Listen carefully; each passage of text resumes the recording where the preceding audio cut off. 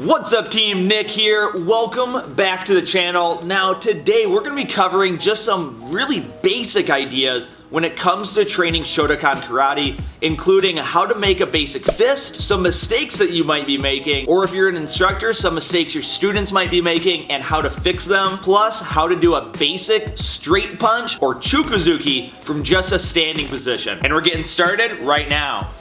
Now on this channel, we are all about helping you find ways to gain your edge in your martial arts training. So most of our videos are on things like kumite or sparring strategy, kata training drills, or workout videos. But today I want to take a second and go back to the raw basics for those of you that are just starting out in your martial arts journey, or if you're an instructor or training partner trying to help others get better. This video will hopefully help you gain a little bit of insight on a mistake that we see when people are making a fist. So with that, let's start off on the basics of how to make a fist, and then we'll go into the main mistake that we see when people are doing this, and we'll talk for a second about Choku Zuki or straight punch. Alright, so when we're making a fist, if we take our hand open just like this, and we curl it down, so just like this, as tight as I possibly can, and I curl all the way down until my fingers are as tightly connected as possible. Now I want to take my thumb and bend it and bring it to the front.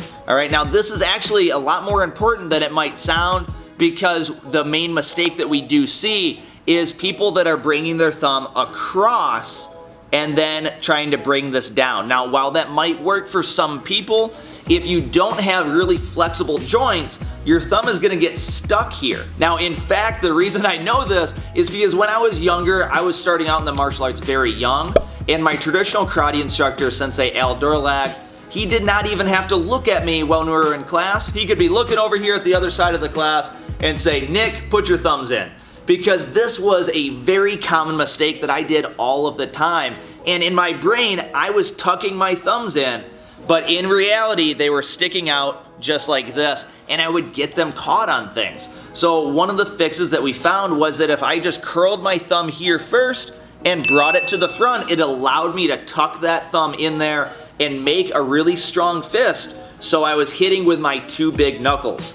Alright, so while we're looking at it, we want to make sure that our thumb curls in, we tuck this on the front, and I'm not sticking my pinky out for what we call fancy karate. We don't want to have our pinky out. So we want to make sure that's all curled in there nice and tight, so when I'm hitting, it's as tightly bound as possible. So if this is loose and you get hit by it, it's gonna hurt your hand and not the other person. So we want to make sure it's nice and strong. Alright, now as we do that, we also want to make sure that my wrist is not bent up or down. You're gonna have to take a look at your arm and check this out, maybe in a mirror to start, because some of us, if you let your hand relax and you make a fist, it might curve up like you're seeing right here, but that is gonna make it so that when I hit with these knuckles right here, and that's gonna hurt me, and again, not do the damage that I need to be done on my opponent. So I wanna make sure that I twist and I move my hand around so it's perfectly straight. So I'm hitting with these two big knuckles, and the power goes straight back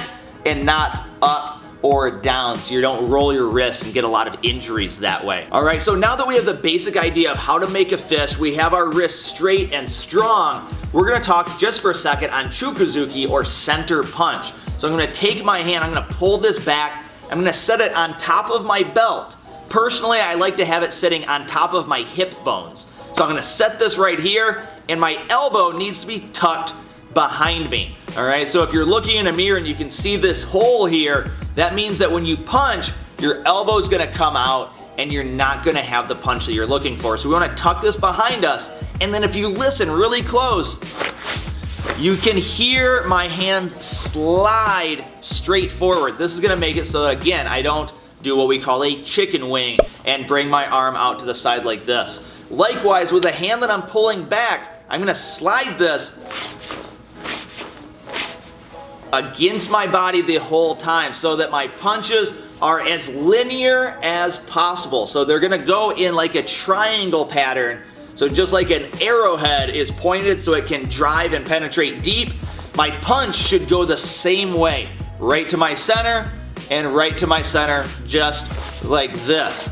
Alright, so I'm not bringing it around this way. Now, you might see some competitors that bring their hand out and then pull it back to make that sound. But that is what we call wrong. Alright, now it sounds good in competition, but it is not the correct way to do a punch because it makes no sense. If I'm pulling something straight back, I don't want to bring it out like this. It's just for show. So we want to make sure that as we do this, our hand comes back to our hip as straight as possible. At the same time, this hand is going to go out. Now I want to wait until the very end to rotate my punch. So I'm going to go out and then twist at the very end. That twist is really what causes a lot of torque and drive into the target. So I'm going to pull this back here. I'm just standing in a normal shizentai or yoi, basically just a standing position, natural stance. And I have my left hand pushing out to start, kind of tracking the center line of where I want to punch. Now this hand is going to push right from here, and I'm going to pull this hand back at the same time. It's all going to lock at the same time right at the end of my motion. I want to make sure that when I'm doing this, I don't bring my shoulder up, but instead push this down so I'm engaging my lats, very, very strong muscles. So from here I push and I pull and I breathe same time. We push, we pull, and we catch same time just like that. Now, as you get more advanced, you can start putting in what's called hip vibration. All I might do is twist my hips a little bit just like that. Now, that is a full topic for maybe another video. If you're interested in that, toss a comment down below. But that's not something we're gonna cover today, because if you're just starting out, just get comfortable with this push-pull action. Now, if you want to train this, grab a rope or a belt, put it behind your back, and force your hands to move at the same time.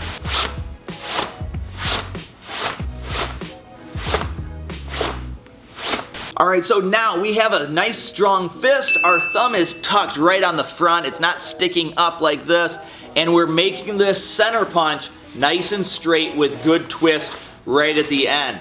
Alright, so if you want to make sure that your thumb is tucked in there, a really easy way to train it is by taking a penny or a quarter and putting it right on the front of your fingers just like this, and then pinching it down. And that will really help you just get that idea of pinching that thumb down and really utilizing those two big knuckles while you're doing your punch. Now also remember that there are different types of fists and different hand positions that are used even in Shotokan karate, and then a lot more that are used in other styles. This is just one of the styles of fists that you can make and the way that we do it here. Alright, thank you all so much. Have an awesome time training. Have a great day, and we'll see you in the next video. Alright, peace!